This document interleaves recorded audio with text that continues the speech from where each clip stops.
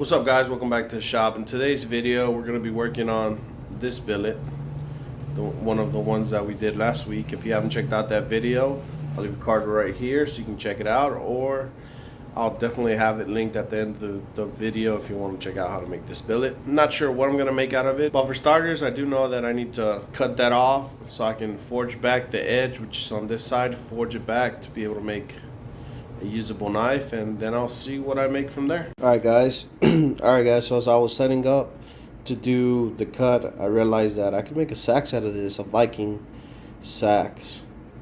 And so I'm gonna be cutting this right here predominantly. It's a cold shut. I don't know if you can see that line right there. So I'm gonna be cutting this, I'm gonna be cutting it here, and then I'll be drawing out this tang for the rest of it. And I'm going to be doing my cut right here to get rid of that, and then I'll start forging this out some more.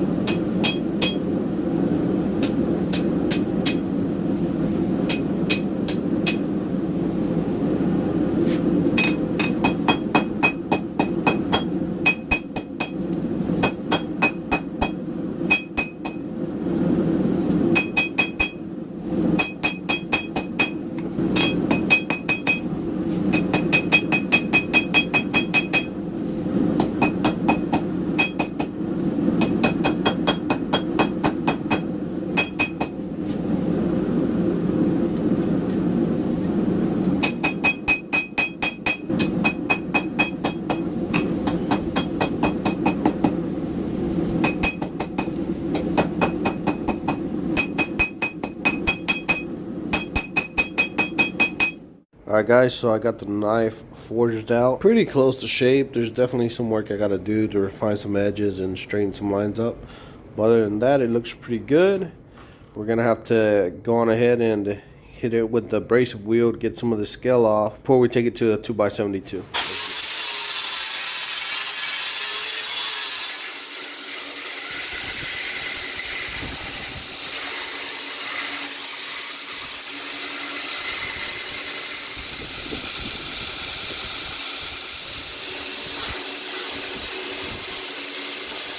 Alright guys, so I did a rough etch just to check where my hardenable edge is, and I'm not sure if you can tell, but it's right here, and it goes up very well all the way up the blade on this side. But on this side it's a lot thinner, probably because when I squished it, I must have squished it at an angle at one point and didn't notice. So it transferred more of my edge this way. Set it off balance a little bit. No, not too much of a big deal. Definitely something I can fix.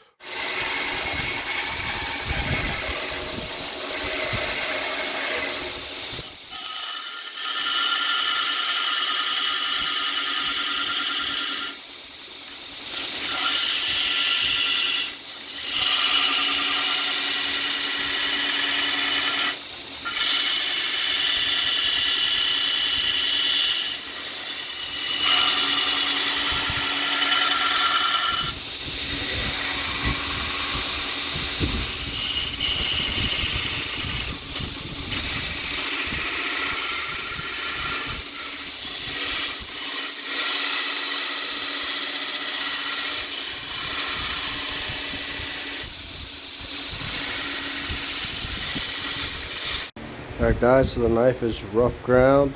It's not quite perfect yet, but I don't want to grind any more on it because it's getting fairly thin. So what I'm going to do is I'm going to go on ahead and heat treat it, temper it, and then I'll do my finished grind on it. But so far so good.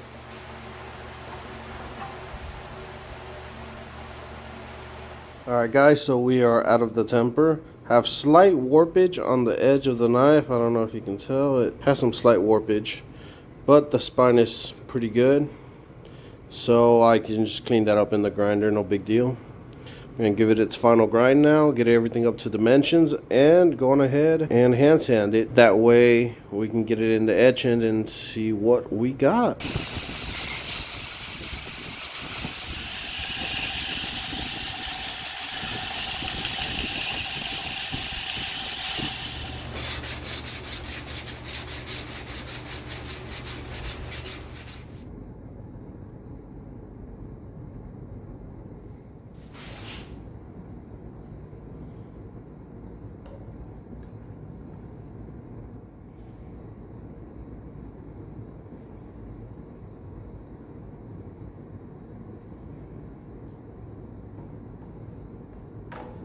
Alright guys, so here I have the knife. It's beautifully etched. We got that coarse steel running on the edge. It gets pretty close right there, but it does not cross, so it's good there. Overall, the knife comes out pretty good. Messed up my tip, no big deal. Fix it when I sharpen it. I have that little bit of scale that I just could not get out. And the knife is already pretty thin. I won't zoom in so you can't tell, but it's already pretty thin, so I didn't want to, dig at it some more. But since I have that there and I don't like it, I was having some thoughts about if I was gonna coffee etch this knife or not. So make the colors pop some more. But as I was thinking that, it came to mind, why don't I just leave it in the acid for a couple hours and try to do a little bit of I believe it's called topography etch or something like that. I don't know. When you leave it in there and it really eats up on the high carbon and it gives it a type of feel to it, a grain to it. Right now it's just flat, but if it eats away at enough, you can feel it. I'm gonna start working on my handle, that way I can work on my handle while this guy etches. And for my handle material, I got this beautiful piece of Paduke I will be drilling out to do my handle.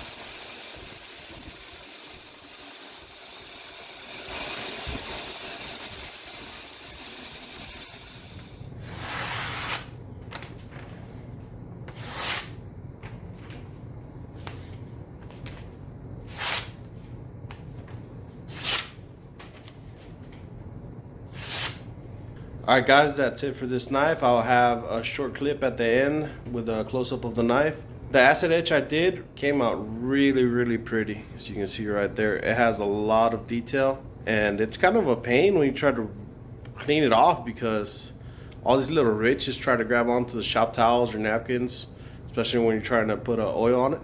But that's just the price you pay. This thing is beautiful.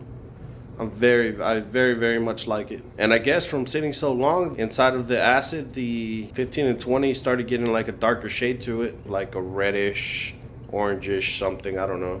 If you know why that happens, let me know down in the comments down below. If you like this knife, be sure to let me know in the comments down below. And as you guys already know, I greatly appreciate y'all. Thank you very much for watching. I'll catch you in the next one. Peace.